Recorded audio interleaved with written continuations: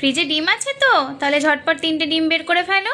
তারপর একটা টিফিন কৌটোতে ডিমগুলো ফাটিয়ে নিয়ে সামান্য একটু লবণ দিয়ে ভালো করে ফেটে নিয়ে কৌটোর ঢাকনা লাগিয়ে দিয়ে কড়াইয়ের মধ্যে জল দিয়ে টিফিন কৌটোটা বসিয়ে দাও। তারপর একটা ঢাকা দিয়ে দাও। ব্যাস ভাপে দেখো ডিমটা কি সুন্দর ফুলে উঠেছে।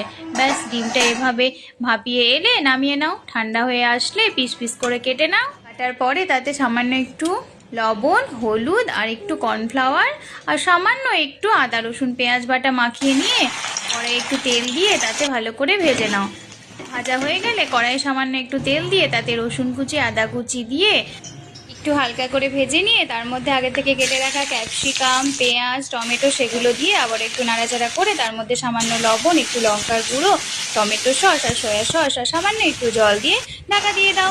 ব্যাস কিছুক্ষণ পরে ঢাকা খুলে সেই ডিম যে ভেজে রেখেছিলাম সেই ডিম ভাজাগুলো দিয়ে দিলাম। একটু কর্নফ্লাওয়ার জলে গুলে নিয়ে সে কড়াইয়ের মধ্যে দিয়ে দিলাম আর কয়েকটা কাঁচা লঙ্কাও দিয়ে দিলাম। ব্যাস রেডি আমার চিলি এগ।